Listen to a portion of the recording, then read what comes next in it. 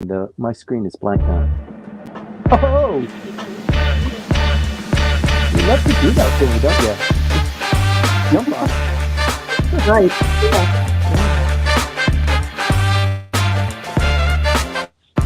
Yay!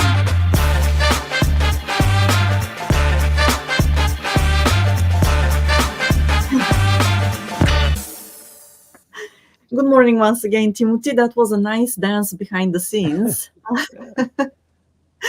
Your dancing shoes seem to be working very well. So, okay. Good morning to everybody who is watching us on LinkedIn, YouTube, and Facebook. Also listening to us in Clubhouse. It's a pleasure to have you with us, and it's my pleasure to have Timothy Langley, the CEO of Langley Esquire, with us again. He is ready to brief us on what has happened during the past week in Japanese politics and also public policies as well. So please brace up. We don't know how long the session will be. It may continue a whole day. Who knows? Yes, and however, I'm sure that Timothy is going to be brief today anyway. So, Timothy, I'm sorry I pulled your leg. You're still standing. That's very good. So the floor is yours, and let's begin. Thank you very much, Maya, and good morning, everybody, from my home office in Kawasaki. Today is our 145th episode. Is that right, Maya? 146. In fact, 146. I you're lose track. So one episode late. I'm one episode behind time, so I apologize. Today is November 26, 2023. And the reason why we do this consecutively every week for 146 goddamn Sundays is because we want to provide what's going on in Japanese politics that's important to you. So if you like that, the only currency that you can give us is hitting the like button or share or adding a comment or coming up on stage. So I'm not going any further until you guys start paying up. So please hit your like button or share or do something, and I'll just wait until I see these numbers coming up. Okay, I see 2. Oh, thanks, Remy. Yeah, okay. Come on, do it. Just I know you're thinking about it. Just do it and get it over with. Okay, thank you very much. Some of that felt good. So after every briefing, Maya and I look at what the analytics look like, and the numbers just continue to grow, and we really appreciate that. But that's what compels us and keeps us kind of going. 146 is pretty significant. If you think that's cool, please tell us by just leaving a fingerprint that you've been here or coming up on stage. So there's a lot to report on now. As you know, the Prime Minister came back from San Francisco, somewhat of a successful venture in San Francisco. He was there for 4 days. He met with Joe Biden, got an invitation for a state visit at his selection, kind of. It was open-ended, but you know that the Prime Minister will use it to his advantage. And I'm sure President Joe Biden knew that the Prime Minister is suffering, and he wants to give him this opportunity to have a state visit and all the, the ceremony and the pompousness and, all the, the flowers on the helmets of the soldiers. So this will be a state visit probably towards the spring, I would predict. But the Prime Minister is suffering. The polls are not being very kind to him.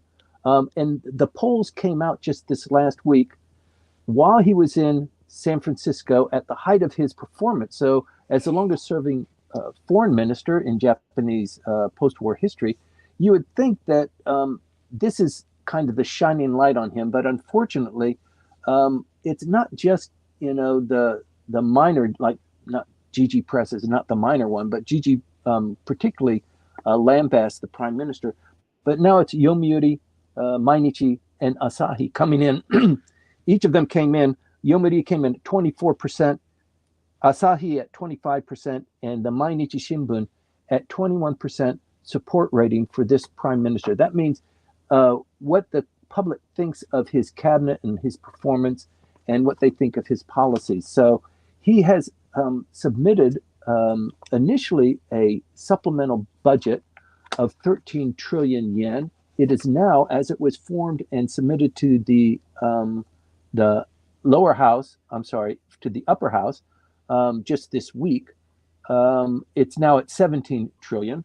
So since we first started this supplemental this supplemental budget hearings with this extraordinary diet session that ends on December 13th, so not very far away. There's been discussions every day within the diet about who gets what and how the money is going to be spent and distributed and how it's going to be accommodated, how the government's going to pay for it. And we already know that about 45 to 50% of the Japanese revenue is being generated from Japanese government bonds that are being sold, and the rest of it is coming from taxes and government revenue. It's not enough to really boost the economy. It's not enough to increase Japan's defense spending from 1% to 2%, which is the whole infrastructure of the Kishida administration. As you know, he's promoted that. He's talked a lot about it. He's backed off a little bit because they just don't have the money to pay for everything. So they're having to be a little bit more judicious about it. They have decided to have corporate taxes, tobacco taxes, and that sort of thing, selling government assets like farms, forest, bayside resorts, not resorts, but land and port facilities. And also they're considering, you might have noticed that they're considering selling their 34% share in NTT. So there's a lot going on in that area. But with regard to the supplemental budget, it is only designed to get us from here to April 1. April 1 is the end of this fiscal year, and then a new year comes in. So 17 trillion, it is, let me see, it passed through the lower house. Let me see. It cleared the lower house, and now it will go for a vote to the upper house. So typically, before a bill becomes a law, it has to go, it's usually initiated in one of the houses. It's always initiated in one of the houses, and then it goes to the other house. It could fail in one house and pass in another house, and then they have another discussion about how it might become law. But with regard to the supplemental budget only, it passed the lower house, I think Friday. It is now going to go into the upper house on Monday, tomorrow. And I think they expect to see a final approval on Wednesday. So very quick, it'll go to a plenary session, and they will have a vote. You'll probably see it on TV where they're inside the huge diet chamber, and the votes will be taken. Pretty dramatic and exciting a vote for this supplemental budget. It's likely to be on TV. So what's interesting with this supplemental budget is that Ishin joined forces with the LDP and Komeito to pass this budget, so to kind of placate the opposition arm of that. But it is interesting that Ishin jumped along with the LDP to support this bill. So the opposition parties, typically they will vote against it, but since the LDP and Komeito hold something of a majority, and with Ishin coming in too, then they can pass it very quickly in the lower house. And as you might know, you might not, might not be following this, but Ishin holds 41 seats in the lower house, and the Constitutional Democratic Party holds 96. The LDP holds collectively more than 270. So the elephant in the room is the LDP, but in order to pass bills swiftly and to keep people calm and not fighting at them all the time, and there are lots of fights to be had, especially when it concerns money, sometimes there's an alignment of forces. So we're anticipating the supplemental budget to be passed maybe Wednesday or Thursday. There are other things that are going on. You might have heard that there was this recent news report that the political factions of the LDP, and there are 6 major ones, the largest one being the Abe faction, but the news report that came out that there are 5 of these factions that are taking money from these political parties, these Benkyokai. We talk about them from time to time on this show because I attend maybe 4 or 5 or 6 of them every week. I pay about Nimayen or Ichimayen, depending on who is the speaker and who is the politician that is organizing the Benkyokai. But it turns out the press reports that some of these political factions were collecting the money and not reporting it. So it's a pretty big deal. The monies involved are not that huge, but it became an issue in Diet hearings just this last week, and the prime minister was really on the hot seat. It broke out on Tuesday, spilled over into Wednesday. We're not sure how it's going to play out, but just for a bit of the details on that, let me tell you that where is it? The amount of unreported contributions to these political parties is predicted or calculated to be around 40 million yen, which is not a whole lot of money when you're talking about these 5 political factions, but that works out to about $270,000 US. And the big fight here is, mixing money and politics. It's a favorite attack against the LDP because LDP is big business, and it's also a way to kind of attack this benkyokai, this political lobbying kind of activity, where individual politicians or their factions or the LDP at large is able to collect some sort of funding for collecting or building up a war chest. It's not a whole lot. So for me, I'll pay ichimayen or nimayen. Many of the ones that I go to, there will be maybe 100, 200, sometimes 500 people in the audience, depending. If Mr. Kishida is holding one, the room will be packed to over capacity, and they'll have a spillover room too. So they might even have more than 1,000 people attending. So the money is collected there. They pay the hotel for the food or the alcohol that is being served, and the rest of it needs to be reported. And the reporting under the let me see, the name of the law is the Political Funds Control Act, states that at least for those people who are contributing nijuman, which is 200,000 yen or more, the receiving party must provide their name, address, and their occupation. And each individual is restricted from spending more than 1.5 million yen for any political party. So, if you spread your bets, I spread my bets. I have friends. I joined political fundraising parties for lots of different, for all of the different factions. But if you have, if you're a big corporation and the CEO or the president or the chairman is the one that's attending these, he could spread out 1.5 million during the year for each of the political parties, but they need to report. And apparently there has been a lack of reporting, and this is a hot issue. It could explode into something much bigger, but the prime minister's got a lot of other things that are going on in his sphere of influence. So we're not sure how long that one's going to last. It wasn't an issue in Bunshun this week. Usually Bunshun is going to report on the most salacious kinds of stories that are going on. They did not report that the prime minister left the prime minister's residence and walked across the street to the capital Tokyo, the capital Hilton Hotel, and spent the night there, which is very unusual.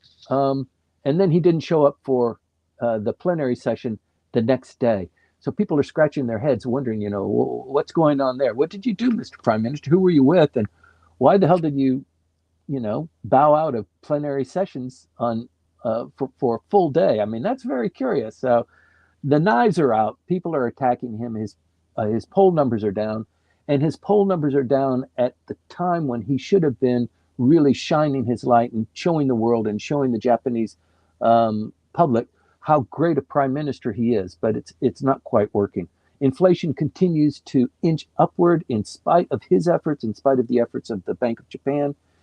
For October, just the last month, inflation was up at 2.9%. The Bank of Japan, as you know, is pushing 2% inflation. And with 2% inflation, with wages gradually increasing, then people will start spending money. But that's not the way it's working. They're aiming for 2%. For 19 solid months, they have not received anything close to 2%. Economists are saying it's greater than 3%, but at least the official figures are for this last month, it was 2.9%. In September, it was 2.8.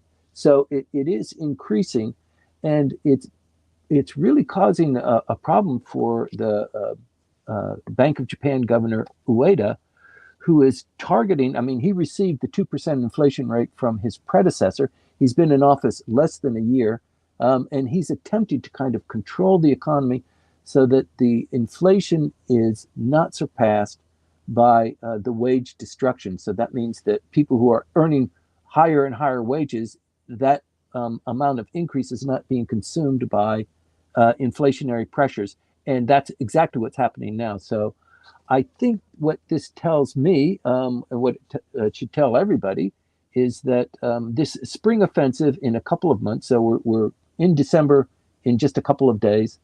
December closes up. We're in January. April is the spring offensive, and it'll go on for 2 months.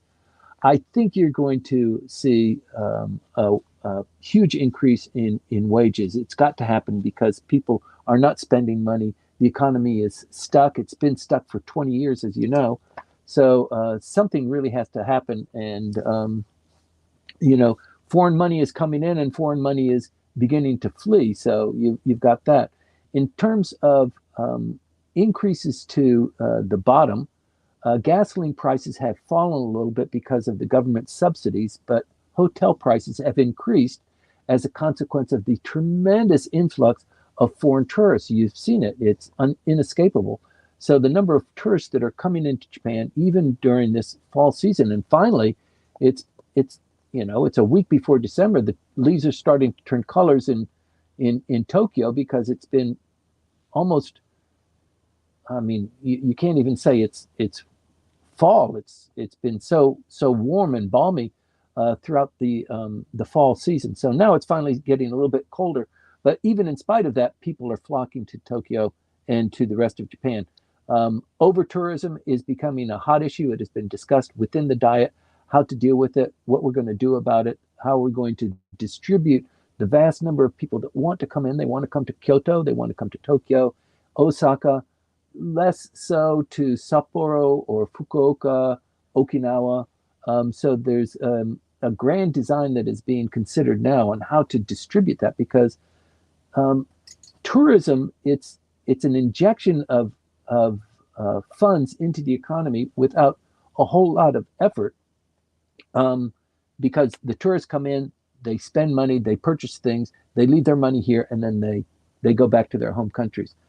So it is an activant to the rest of the economy. It begins to insert more money into people's pockets. So the Japanese government is kind of two minds. One is we want to continue that amount of foreign investment that's coming into Japan, but it's causing troubles in traffic congestion and quality of life in some of the areas. Kyoto in particular is affected.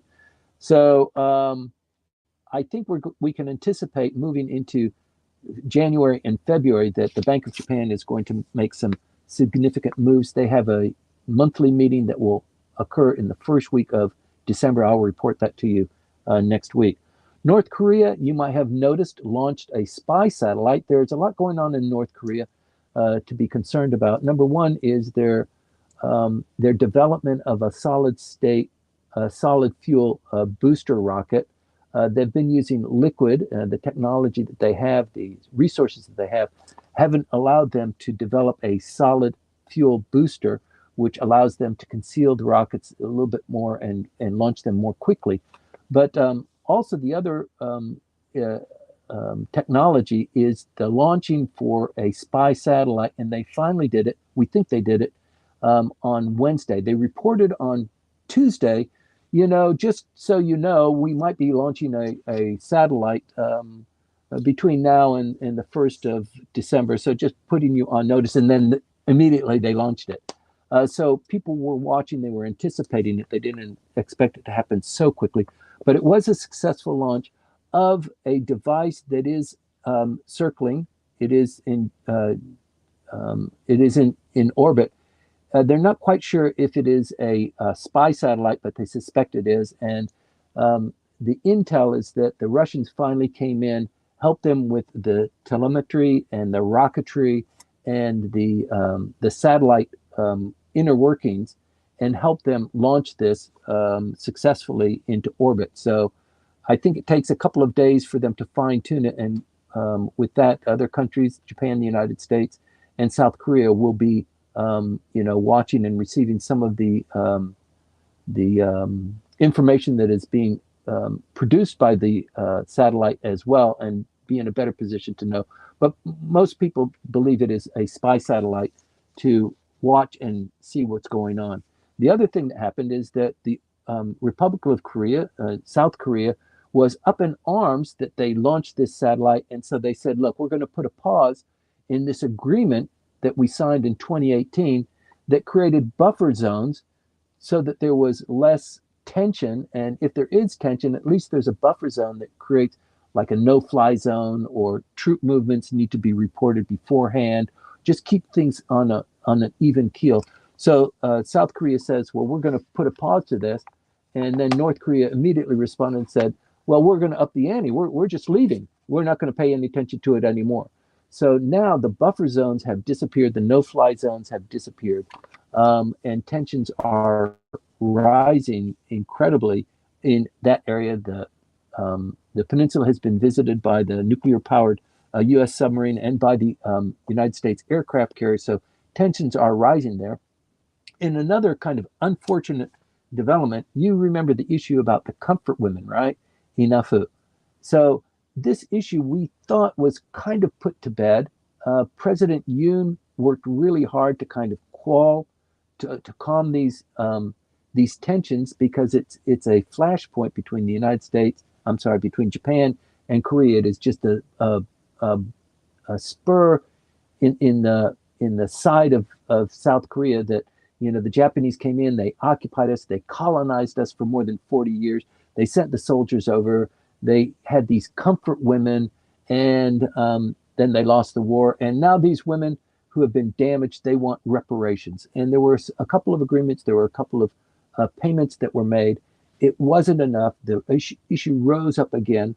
And we thought that the Supreme Court had dealt with that issue in 2021. But their decision was reversed by the Seoul Supreme Court just this last week, and it acknowledged that the victims had a right for reparations from Japan. So now this issue is coming up once again. It's going to be a huge headache for President Yoon, who has been really masterfully guiding this relationship between Mr. Kishida and himself. Joe Biden, they've made great strides there, and it is important. It's important not just to the trilateral relationship, but it's important to geopolitical relations here during this critical period of time that Japan and South Korea are not at each other's throats. They don't hate each other. They're working collaboratively together. And I think on the social and economic level, that is accurate. But I think on the military and the political level, there's a little bit more problem there. And as you might remember, President Yoon only became president by the skin of his teeth. And so there is a large contingent of South Korean voters who really don't want this relationship between Japan and Korea to be so buddy-buddy, because they still hold anger and resentment towards the Japanese. So working that through is a big deal for the president. Who knows how it's going to play out, but this ruling by the Seoul South Supreme Court is a bit of a worry. It also looks like, let me see, where are we going here? The Unification Church. We talk about the Unification Church almost every week recently, because there's a lot going on there. The court is now considering taking the status of being a religious organization away. And so there's a couple of battles that are going on right now. And in this extraordinary diet session that started about, 5 weeks ago, it's not just about the supplemental budget. There are about a lot of other things, the cannabis law, the drug law. There are a lot of things that weren't decided in the formal diet session that were left hanging. So when the prime minister decides to launch a extraordinary diet session, it's not just for a supplemental budget. There's a lot of other things going on. And one of those things that needed to be handled and is being debated right now very, very briskly is what to do with the Unification Church. And I think most politicians, so for the LDP and for the Abiy faction in particular, there are a couple of members there that were deeply involved with the Unification Church. They don't want the hammer to come down too hard, and they're a little bit reluctant to encourage that the religious status is removed from the Unification Church, because if that happens, then maybe the people who know all the secrets and know who was helping who and who was scratching whose back might become a little bit more public. So the LDP and certain factions within the LDP have something to suffer for that. But I think most of the opposition parties, Komeito in particular, not an opposition party, but a coalition party, want to close the Unification Church from being recognized as a church. And what happens then is that all of the taxes that they have not paid need to be paid for all of the properties that they own. So the Unification Church, they see this coming down the path. They smell it. They can tell that it's going to happen. So they want to sell these properties right now, get a nice price for them, and then, most people fear, repatriate those funds out of Japan to someplace else, maybe to South Korea or to other places in the world where the Unification Church is doing better than it is doing in Japan. So there is a couple of fights. There are a couple of fights that are going on right now in the Diet. It'll spill over into this next week, and that we will probably have some sort of a guidance before this extraordinary Diet session ends. There are two kind of competing forces here. The LDP and Komeito are submitting a bill that manages the way the Unification Church can relinquish control over certain assets and sell those assets. And the Constitutional Democratic Party and Ishin, interestingly enough, these guys joining forces to have a different bill because they suspect that the LDP is getting a little, they're trying to pamper the Unification Church because they're in bed with them. That is the storyline. While Ishin and the Constitutional Democratic Party are saying, no, we need to hammer them. There are a lot of victims. There's a lot of money that they took. They encouraged these people, these old people, to sign over their property, the farm, the rice field, the car, everything to the Unification Church. And then they become bigwigs in the Unification Church, and the Unification Church is, whistling all the way to the bank. So there are a lot of people who are really angry about that and don't want the Unification Church to sell these assets and then abscond with the funds, leaving the victims here. So there's a huge debate that's going on there now, and we expect there to be a decision on, or at least guidance on December 1st. There will be a joint plenary session that discusses these two opposing bills, and they'll come up with some sort of a compromise. Remember last week, I hope you remember if you were here, we talked about Sam Altman, the OpenAI CEO and the creator of ChatGPT, being kicked out of his position. The board, a board of 6 people, decided that he was not really being forthright in his description of what the company was doing. They terminated him, and the chairman, also a big guy in the tech field, was so upset with that he resigned too.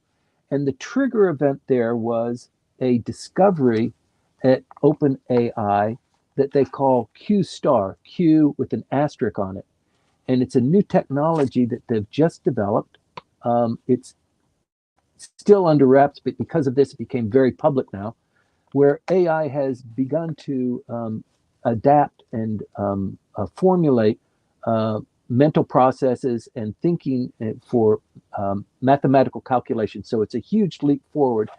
And there was a lot of concern that this is the genie getting out of the bottle, and Sam Altman was not transparent about this new discovery. And so the board, which consisted of 6 people, 3 people who are inside the company, and then 3 people who are outside directors. Of those 6 people, 4 of them said, we got to get Sam out. He's not transparent. We need to kick him out. On Monday, Sam Altman came back with a roar 40% of the people, I think they have about 770 employees in OpenAI. They also revolted. They said they were going to quit and join Microsoft as well. Everybody changed their mind. Sam Altman is back in the driving position, and it looks like the four who voted to execute the CEO looks like they're out now. They've got a new board in. It is now 9 people, and it's got some bigwigs in it. So it's not like an altruistic NPO type of organization any longer. It looks more like a high tech company, and so you need to be unawares because this new discovery, we know very little about it, but it was enough to shock the senses of these people who are working on this kind of technology. Q star. Um, it looks like now people see that is really a great way to make money. So you've got Larry Summers, who used to be the U.S. Treasury Secretary under Bill Clinton, I believe, and let me see, another big heavyweight who is formerly the Quora CEO, Adam D'Angelo. Um, I think he was in the company, but he's staying. But Brent Taylor, formerly with Salesforce, are now in on the board, driving the company. And I think you're going to see a massive change, not just with open AI, but also with this technology moving forward, because now it is motivated by money. Sam Altman was on, I forget, somebody on TV last week, and the question was asked, "Well, you make a lot of money, right? I mean, you're the CEO of this." He says, "No, I don't make that much money. I do this because I love it."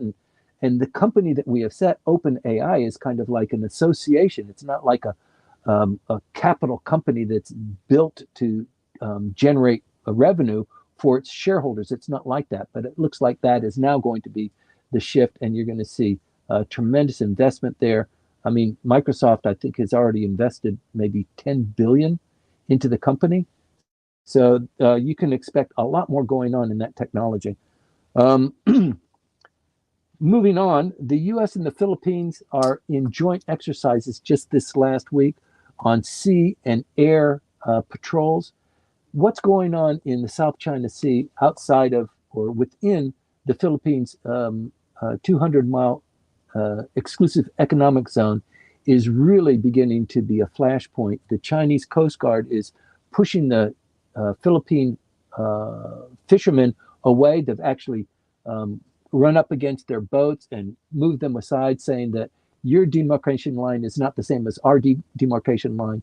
Our boats are bigger than yours and more determined. So, move the hell away. And so the United States has been working with the Philippines. They have maybe twice the capacity for access to Philippine naval and airfields and military bases as they had 2 years ago. So this relationship, the relationship between Japan, the United States, and the Philippines, as you know, has been pretty rocky with Duterte, formerly the president, now with Fernando Marcos II or Jr., now the president. The stakes are really beginning to rise. The United States and Japan, the United States and the Philippines doing these joint exercises, and the Japanese, in fact. There were some meetings in San Francisco, you might have followed, and the Japanese also contributing Coast Guard vessels to the Philippine Navy. This relationship, this alliance is beginning to grow, and I think the likelihood of a flashpoint being there rather than someplace else is pretty worrying. You might have also followed that some of the military equipment, the rocketry and the Patriot bases that were based in northern Japan, Hokkaido, and in Aomori, have now been repositioned to the south of Japan. So that's a pretty big deal, and it tells you that the alignment of forces continues to grow there, and it's a very worrying development, something that we should all keep our eyes on. But what's going on in Taiwan is pretty interesting. In unrelated news, maybe, TSMC has decided to build a third plant here in Japan. So if people who know a lot more than we do have already predicted that China will move on Taiwan, and you better get the goods out quick. Move them to the next closest geography. That's Japan. Japan has decided it wants to excel in chips and high tech areas. They've developed a lot of money. A lot of the money within the supplemental budget is earmarked for that. But for TSMC to announce we're going to open up, I mean, they haven't even finished building the first plant and the second plant, and now to announce a third one is somewhat worrying. So something to keep your eye on. Let me see where we are now. I think that's going to wrap it up until this time next week. Maya, thank you very much for hosting this weekly briefing. And once again, everybody, hit the like button, give us a little bit of a tickle so that we understand, you appreciate what we're doing. And also, we're very receptive to your comments and your suggestions. Change that guy out with the mustache, put somebody else in there. We pay attention to those sort of comments sometimes. So please hit the like button, share it with your friends, and by all means, make some sort of a comment and join us up on the at the microphone if you have an issue that you'd like to discuss a little bit more in depth. Thanks very much. Thank you, Maya. Thank you, Timothy. Okay. Yes, we do listen to all the suggestions and ideas. So whether we implement them or not is, another cup of tea, but we try to do our best with them. So before we continue with the questions and answers, I would like to announce once again the hiking tour, one-day hiking, let's say tour, indeed, event on December the 9th. It is Saturday. So that hiking tour is held, it is a crossover event by YCAPS and Japan Expert Insights. And it will start at 10 o'clock in the morning at JR Nebukawa Station. And we plan to walk through the area with the guidance of Richard Walton, who has a very vast and deep knowledge actually about the historical spots along the route. He's also a member of YCAPS, and he's got interest in the history of the area there. So we'll have the pleasure of being guided by him. Also, the hike is going to last between 4 and 5 hours, and optionally, after it is over, we'll have a glass or 2 or 3, I don't know, of beer or wine or any other drink of choice. So it is an open event. It is a free event. So if but you have limited seats too. Yes, we have limited seats, so 15 seats for each side. So if your day is open still, your schedule is open, then please register. The registration link is available at the Japan Expert Insights on LinkedIn. Or if you want to get it directly, just DM me, message me, and I'll share it with you. So we're very much looking forward to doing that with you. And this will be actually a very nice sequel of an event which we did last year, just 1 year ago, when we launched Japan Expert Insights in Tokyo. So with a lot of thanks to Richard Walton for coming up with the idea and also offering to guide us through Odawara, that is the West Odawara. So thank you very much for this. And we are going to proceed with the questions now. We have a couple of questions actually, Timothy. Some of them are on LinkedIn, and maybe we'll have some in Clubhouse as well. Let me start with the ones which are on LinkedIn right now.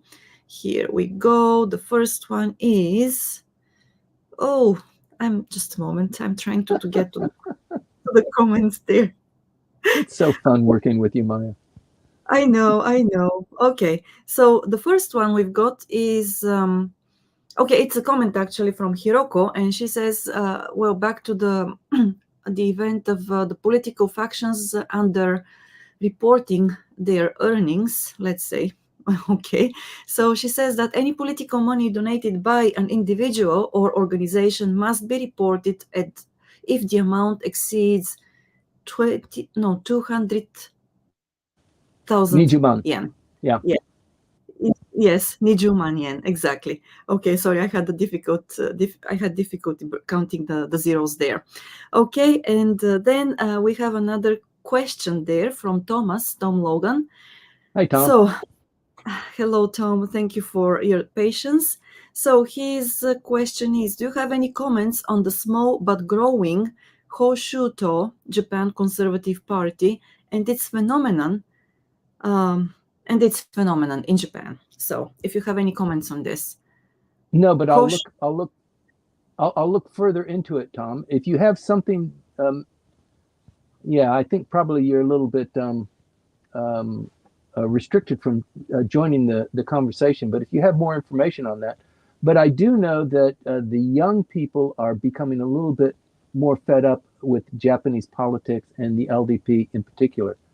So they're looking for an alternative, and these issues like the LDP, the funding, the amount of money that's being donated, and the black eyes, and the vice ministers resigning, it really creates a kind of a bad taste, particularly in the mouths of young voters. The voting age was moved from 21 to 18 now, and so the LDP and all politicians are trying to attract that base now.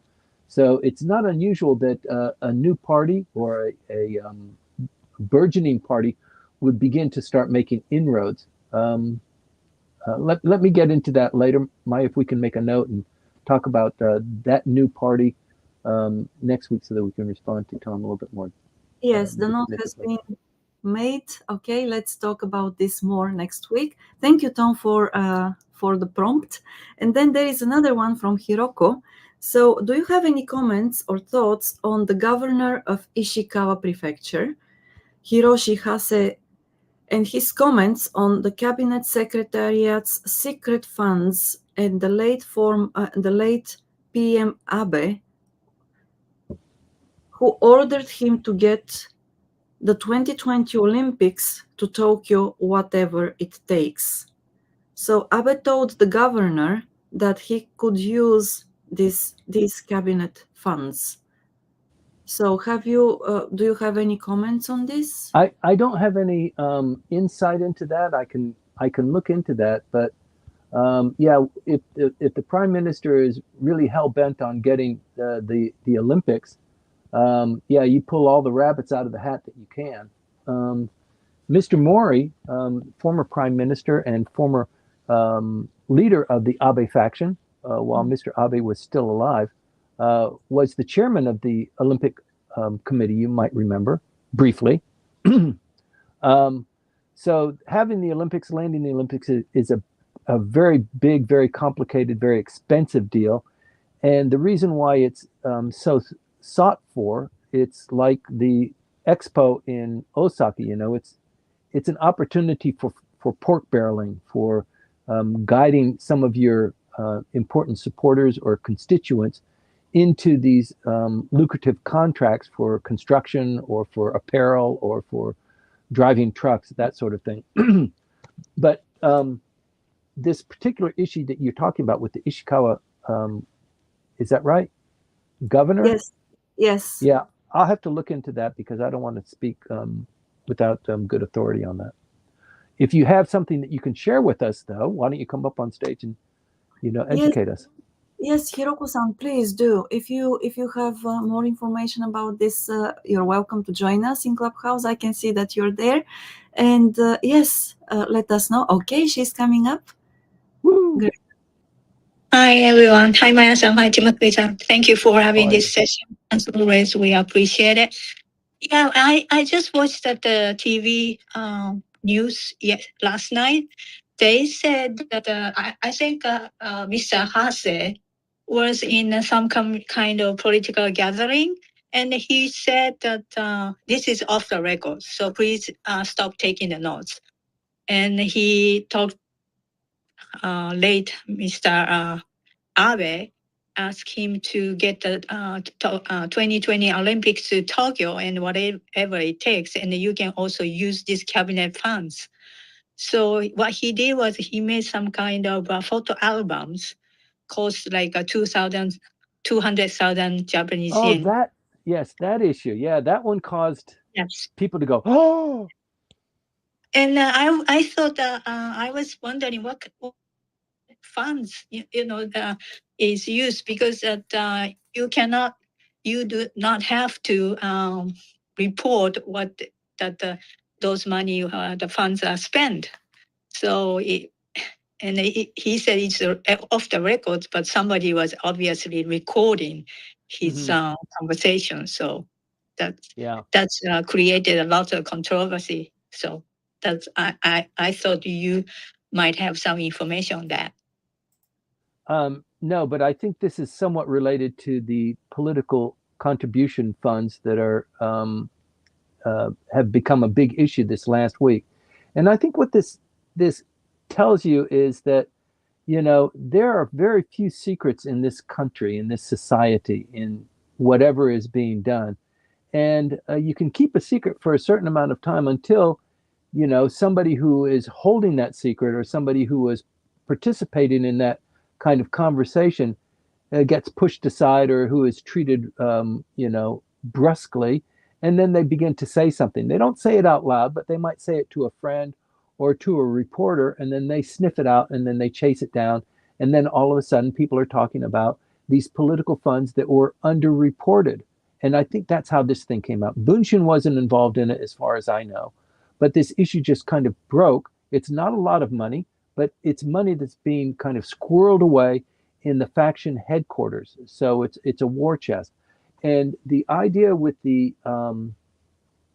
photo album, right? People just, I think it's just a tried and true tactic of producing a photo album, and you bill it out as it costs, $100 to produce this glossy tabletop book, but in fact the costs are much lower, and then you have a cushion there that you squirrel away and you can use as under the table money. So under the table money is pretty important, and it's not just money.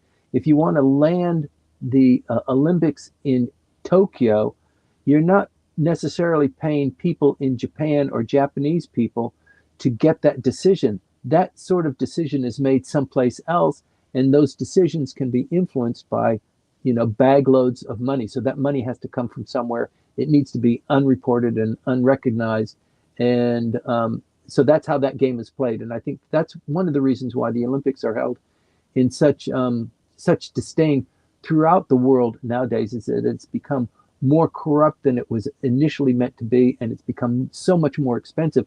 Sapporo has already decided we don't want it. We put the bid in. We thought we wanted it, but the people in the community say no, so we're withdrawing our bid for the Winter Olympics. We don't want to participate in that. So there's a lot going on there below the surface. But yeah, I saw this on TV too, and when they began to mention about the photo album, there was an audible sigh inside the audience. You could hear people going, "Ah," or kind of laughing under their breath at this tactic coming up again. And it smacks of this ability to take some of the money off the top and put it into your coat pocket.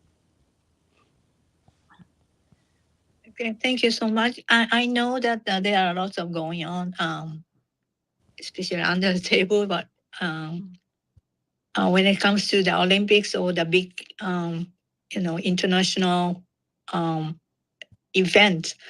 But I was wondering what kind of money is that the cabinet this funds? I think they have a reserve, and they spend it on whatever they like to, or because they don't have to report on that. So I was wondering what kind of money is that, and what's the nature of that, and what's the purpose of that fund? That's a great question, and it is not limited to just the cabinet. Members of the Diet also get a stipend every month, and they don't have to report how they spent it. And I think it's a little bit more than 1 million yen every month that you use for whatever, wining, dining, picking up stuff at the kombini, like they're going to go to the kombini, but, various things that they use. It's kind of unreported. They get it in addition to what their salary might be, but all of the Diet members get that. And so I think there's a fund, there's an acknowledgement by the government that there are running costs, and it's too much time and trouble. It's not enough money for you to keep a notebook of it and then report it to the tax authorities. What a pain in the neck that is. So we just give it to you, and we have a little clause in the law that says this is for running funds, and if you don't use it, you have to return it, or there are different stipulations to that. But it's not just the cabinet office. Okay. Thank you so much for the information. But it's just that I found it very funny because I think it's the tax. So coming from our tax, so Right. we should know what the hell did you use it for? Yeah. No, I completely agree. Let me look into that a little bit more and give you a better response, because it is curious. But I don't think it's quite nefarious yet. But there might be instances where, they use it for a different purpose. They don't want anybody to know. We don't have enough money to kind of purchase the Olympics so that it comes to Tokyo. But if it comes to Tokyo and you help me, I'm going to make sure that you get one of those juicy contracts. That's the kind of horse trading that is involved in this, and that's why politics is, it's so kind of disgusting to watch up close. Most of the time, people like us, we're looking at it farther back and making assumptions on grander policy. But when you get right down to it, it's like, everybody says you love to eat sausage, but nobody likes to see how it's made. It's the same thing with policy. Yeah, I understand that. But thank you so much for your insight and reply. Thank you. And thank you, Did you hit the like button? Yes. Okay, I guess so. I hope so. Okay, so we have also Rumiko, but before that, just because we got a question before Rumiko came up with hers, we have the question from Camilo Sandoval, which is a carryover from last week, and I'll read it to you. So, what are your thoughts on Japan's legislature potentially scrapping quarterly reporting requirements for businesses and shortening the time it takes for startups to go public? Is this a good idea? Yeah. Thank you. Wasn't this a topic of conversation last week? Yes, actually, this is a carryover question, and we put it off because we had. I'm sorry, because we had little time last week. That's right. Yes. And I remember. I know Rumiko is waiting to ask her 6 questions, and we kind of cut her off last week too. So let's try and give her some time for that. But is Camilo in the room today? I think that he's on LinkedIn watching us. Okay, great. Thanks very much. And you made a great observation just recently on your work with Mr. Trump and your commentary on, should Trump become president again, what is the outcome or the potential outcome between U.S.-Japan relations? Because as you might recall, when Trump became president, boy, he terrified the Japanese foreign ministry because of all of his demands, and you're going to pay for stationing of troops, and we're giving you the nuclear umbrella, and you better pay your fair share, and you should be having more American cars on Japanese roads. So he was really, really tough there. And there was a couple of comments, and you shared some of your insight too. So thank you very much for that. This reporting requirement has been under consideration for like 5 or 6 years.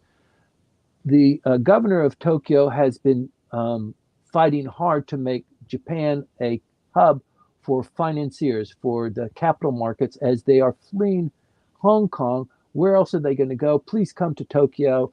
It didn't work out. They went to Singapore. They went to Malaysia. Very few of them came to Tokyo. So there's a lot going on there. Try and making things easier, making the reporting requirements not as onerous, and streamlining the process. So my prediction is that yes, this process, this march to making things a little bit easier, not just for the Japanese corporations, but also for foreign investors as well. They need to make this market a lot more accommodating. And in this light, it's somewhat related, somewhat unrelated. They opened Azabu Hills right across the street from the Russian embassy just this last week. So the structure and the composition of Tokyo is going to be dramatically altered. There were a couple of surveys that put Tokyo not as the most desirable place to live among foreign expatriates or foreign companies, capital companies. And the government of Japan and the developers, Mr. Mori in particular, wants to bring these numbers up so that there are more foreign capital companies that come into Japan. There's more use of English, not just in certain pockets of Azabu or Roppongi, but it spreads further out even into the hinterlands, so that more foreign companies can come here without the need and the kind of the demand to master Japanese at some certain level. If you're only going to be here for 4 or 5 years, and you're going to bring your kids and the dog, to make it a more of an attractive option. So my vote is that yes, it's being considered in the diet now. I think it will be passed, but it might not be passed during this extraordinary diet session. But I'll keep my eye on it. And thanks for bringing it up, and thanks for hitting that like button. It's great to see you in the audience too, by the way. Yes, thank you very much. Well, and we have Rumiko. The next question or two, I don't know, will come from Rumiko and Yuka. You're welcome to join us if you can wait, so that we can also answer your questions. So we are not pressed for time this week. So please let me know. Okay, and Rumiko, I'm sorry Let's for go, keeping. Rumiko. Yes, good morning. Thank you for joining us. Good morning, Timothy and Maya. How's everything? How are you? Good. Good, yes. Very good. So can you hear me? Yes. Yes. Okay, thanks. Shall I move on to the questions or comments? Did you hit the like button? Yes, tons of Okay, them. then. Okay, then. You paid your dues. Yes. Yeah, here you go. Yeah. So, okay, go. Thanks for your brilliant briefings every week. Thank you. And love your briefing and the reports as well. Hope you get it, Mr. Langley. And may I move to the hopefully limited to 4 questions or comments, but bear with me or shout out that stop or me go or just go back home or something. Okay. So the first one is like thanks to your information, I have a question on the Japanese legitimate system.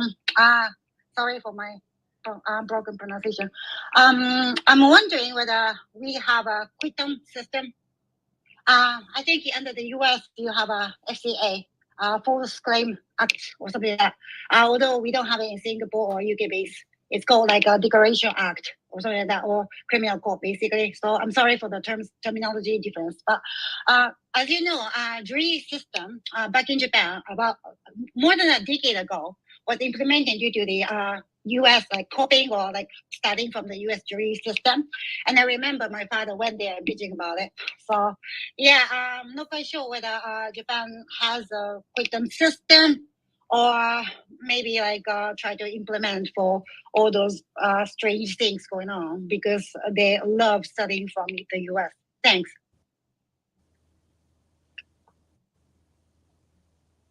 I didn't catch it. Yes. I didn't catch the thrust of the question. I think that we have.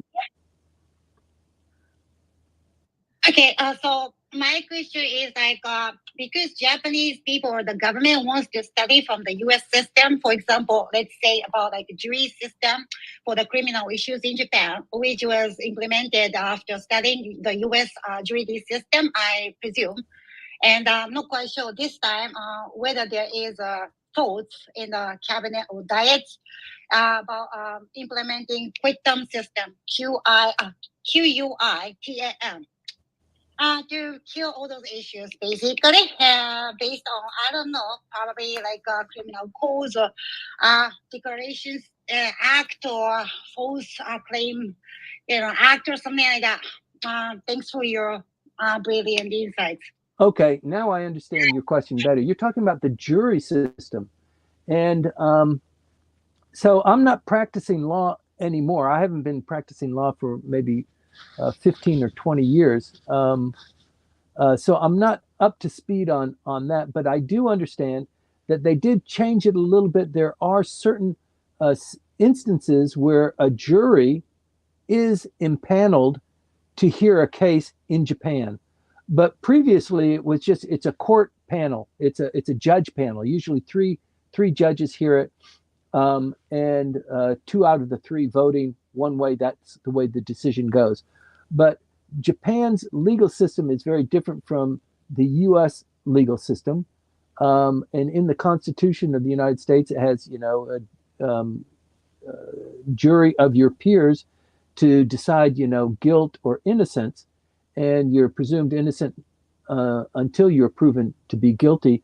There are a bunch of things that are going on there, and you would think that in the Japanese cultural context, that a jury system would accommodate the sensitivities of the Japanese, but they've never implemented that. What they've done instead is they've said, handling the law and listening to all of the evidence and evaluating things really requires the thoughtful process of a trained professional, a judge, somebody who has been anointed by the government because of his skill and his intellect to decide these decisions. So it's really never taken, excuse me, much hold here. But beyond that, if there's a Bengoshi in the group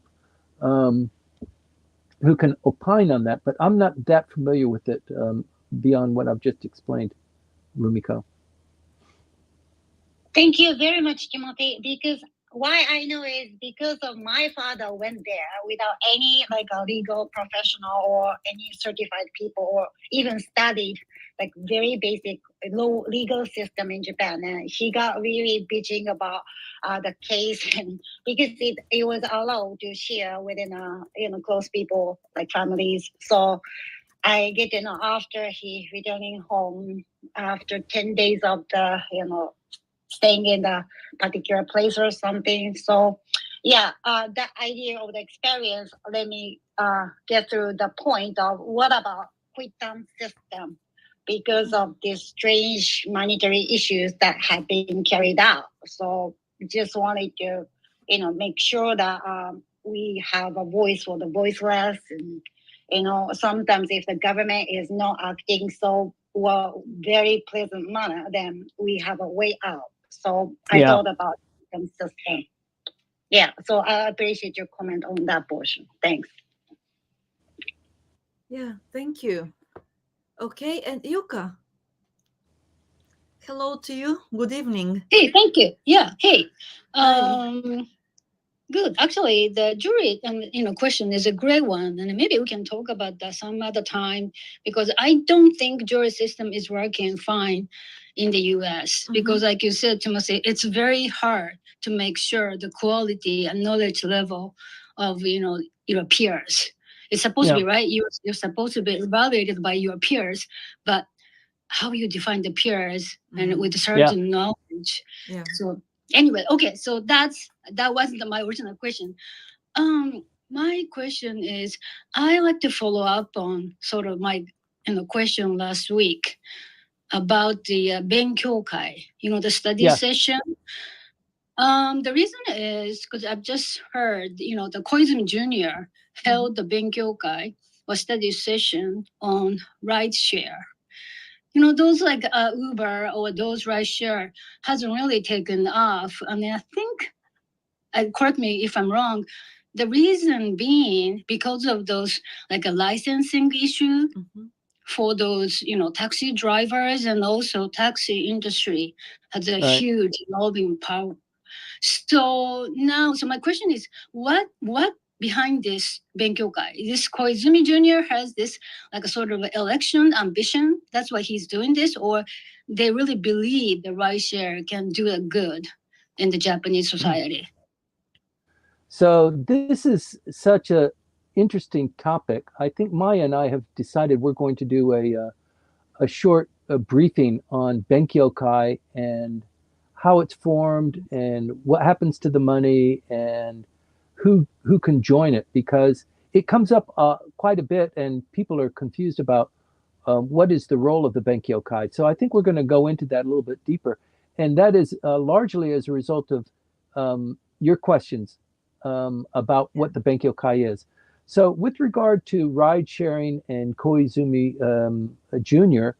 having this Benkyokai, all politicians want to have a Benkyokai. It's just that if they have one, maybe nobody's going to show up. Or if they have one, the people who would go to their Benkyokai are not going to go to somebody else's. So you need to organize what you're going to be doing with your political faction. It's not so much the LDP, although the LDP probably has rules about holding these Benkyokai and how you're supposed to accept money and how you're supposed to account for it. And if you're in the LDP and you have a Benkyokai, how much of the money that you get generated in your Benkyokai needs to go to the LDP?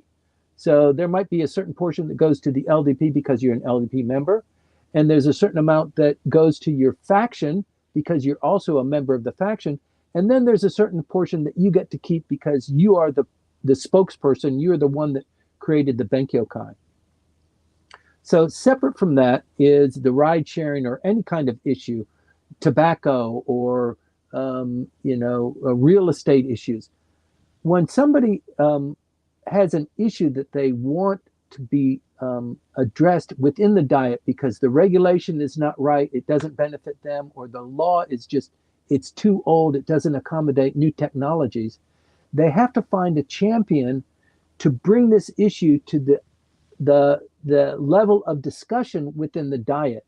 And so if you choose somebody who has only been in the Diet for 1 term or 2 terms, or maybe they have a colorful history, you want to avoid them a little bit because you're not sure if they can take your issue and massage it in a way that it will become a topic of conversation.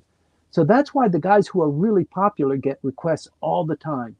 And if you're somebody like me and I have a client and they say, look, the technology is advancing so rapidly, we need to implement this and we need to be able to sell our product in Japan, but we can't right now because the regulations keep us out. We need to address those regulations.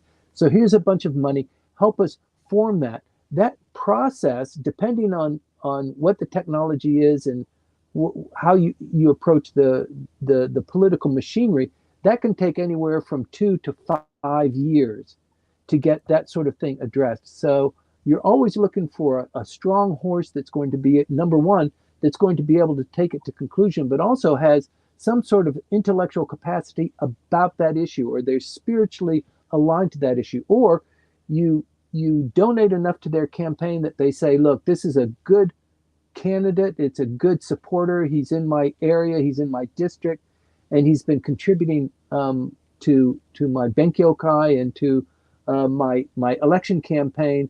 And so his issue, I'm going to give him a considered ear, and I'm going to learn about his issue, and then I'm going to form a study group about that particular issue. So are you familiar with the Zoku? Inside the LDP? Zoku no, Pardon Zoku me? like family? No. Zoku is like a family, yes, but there are Zokugin. So they maybe in college or in graduate school or something, one of their areas of specialization was finance or something. So you have a Zokugin for finance, you have a Zokugin for technology or for tobacco or for these kinds of things. So they're little groupings. They're not a faction, but they're an amalgamation of interest because I'm technically competent in this area, and politically I want to continue to be involved in it, because coming up the learning curve takes many years, but I'm already up there, so I want to be considered as that kind of a specialist within the Diet. So maybe Koizumi is saying he wants to be this specialist. He wants to form this Zokugin, or maybe there's a already an established grouping of people who are talking about ride sharing, probably Uber, autonomous driving. Those kinds of things would go into this little package. Pardon me? Why ride share? Why has he, picked this up? Is that because of there's some sort of the sort of silent request, or maybe loud request citizens that they're requesting There are two reasons. One is that he believes that this is the wave of the future. I need to get on this thing. I need to become familiar with it. I need to have people who are in the market who are building these kinds of products or these services, and I need them to be close to me so that I can begin to develop my package of supporters. So I'll do something for them and they'll do something for me. And I think that this is a good issue. The other way is, as you suggested, somebody comes to them, knocks on the door and says, look, I had this issue and I would really appreciate it if you could help me with it. And he'll say, well, yeah, maybe, I don't know. And yes, but we have, 600 supporters who live in your election district, and he might be a little bit interested. And we also have 3 companies that are in your election district, and also, just a lot of things, attributes that compel or interest this political figure. And that's what the Unification Church did too. So whether the politicians were religiously compelled to be open to whatever the Unification Church had to say to them, they were open to the support that they would get during election campaigns and for donations to their various causes. So the way the Unification Church did it is they would go in and they would say, Sensei, we understand that you're coming up for an election.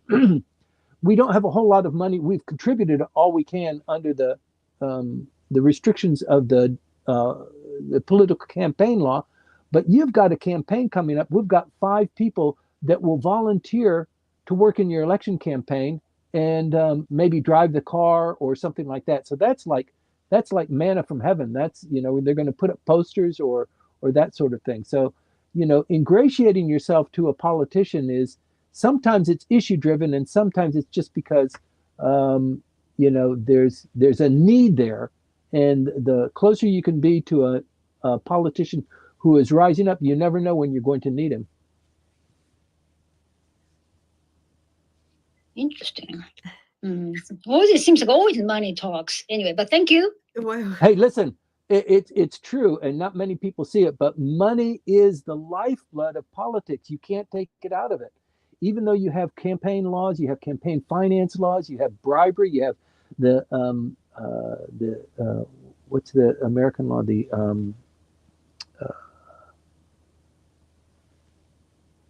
Anyway, there's a bribery law in the United States. The acronym just escapes me right now. But even in light of those, politics requires money to work. The whole machinery requires funds and political donations and supporters to kind of help you out, because the government by itself, they might give you a salary, they might give you, a million yen every month to, go to the convenience store and to pay for various sundries. It's, doing government work, doing policy work is very expensive. It's time consuming. It's very delicate. You can get into trouble very quickly and very easily. So it's an expensive venture. Oh, yes. Okay, we got the name of the law. Thank you, Camilo. It is Foreign. Yes, the FCPA. Practices Act. Yes. Thank you. Thank you very much for helping. Yes, the assistance there. Yes, the Foreign Corrupt Practices Act. Yeah. Yes. Okay, very much appreciated. Yuka, I hope, as Timothy said, it's a complex question and a complex answer. So I hope that this answer was helpful to you. And as Timothy mentioned, we're going to have a briefing, actually, which will be an audio briefing uploaded on the YouTube channel of Langley Esquire on Benkyokais here in Japan. So what they are, their purposes and so on. So please stay tuned. And if you have any other ideas actually for us, please feel free to share them so that we can work on them as well. Actually, you mentioned that earlier, like, if we have, the sort of the topic that, we like for you to discuss in the next section, like we can sort of request, like in your, like a transcript, right? Yes. Yeah. So so maybe like we can talk, you can say, hey, we kind of like to learn on so and so topic. We can put that in the comment section. Yeah. Yes. Yeah. Okay. So the way to do that, so like in politics, there's a way to do something, right? The way to do that is to talk to Maya, because Maya just said, she goes, Tim, this is what we're going to talk about, okay? And that's how you get on the agenda. That's the scary what's that participant here? Anyway, the good cop and the bad Don't cop. charge me though. Thank you. Yes. Anyway. No, the charge is, and you've already paid the fee. You come up on stage. You are always contributing. You're always in the audience. We really appreciate it. You got a great voice, and you have great intellect in contributing to the stories that we talk about. Yes. Great. Don't forget my great icon, which is AI created. Thank you. Yes. Yes. Yeah, thank you. And then we have a couple of comments from Gabor here in Clubhouse. I will read them out on rideshare. So 2 major driving factors. One is aging and decreasing number of taxi drivers, plus the 2024 problem. And 2, huge rebound of inbound tourism led to lack of adequate transportation services in many places. People can't get from point A to point B. And then, as Timothy mentioned, autonomous driving and rideshare can fill the supply gap. And then from Richard Walton, we have not as far as you think. Yeah, sure. Okay, this is about the event, the hike. Yes, so the hike, Odawara is not, sorry, I'm jumping back, to the hiking event, because here we have a comment that Odawara is a little bit far, but it isn't actually. If you're based in it's an Kanto, hour. it's an hour from Tokyo, or not really that far from other places in Kanto, the Kanto area. So yes, and I shared the link, the registration link in Clubhouse. So if you have time on that day, you can click on the link and register straight away. Once again, the event is free of charge. Of course, you have to buy your tickets to Odawara and back, but except for that, yes, it's an event that is open to the 15 people from Japan Expert Insights who get to register first. Okay, so thank you. And it seems that, okay, from Rumiko, hi Maya, I would like to know about non-belonging seemed politicians who are on the board treatment. Okay, so let us work on this and talk about this next week. I believe you're talking about the independent politicians in the diet. Because some of them, yes, okay, great. Thank you for the question. Thank you for the prompt. All right, we'll talk about this as well. Good, and it seems that we have actually finished the comments. Yes, okay, thank you. All right, good. So a lot of positive feedback. Thank you very much for that. And we are always open to constructive criticism. So if you want us, no, don't say that, Timothy. We are open to constructive criticism.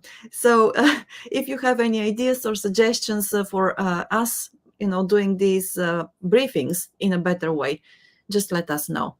And then that's all. Timothy, something in closing, because otherwise you'll be complaining all the week until next week. I know. I okay, will. go ahead. Listen, the Odawara Trek is, Richard is one of those guys who went to Odawara early in his career. So he's the gaijin that everybody knows in Odawara. He loves the place. He knows it like the back of his hand. And this opportunity to see it through his eyes, and it's not the touristy thing. It's the tour, and that's why it's a 3 or 4 hour walking tour. He knows the stuff, the background and the history, and it's just, Odawara is right down the street. Please, and plus it gives us an opportunity. Maya hosts these kinds of opportunities maybe 4 or 5 times a year. The last time was what we had beer somewhere or something like that. But please join the group. We interact every week. It would be great to meet in person as well. Thanks, Maya. Thanks, Richard. Thank you, Timothy. Yes, thank you. Okay, so now please put your best smile once again, because we're finishing the live stream. And okay.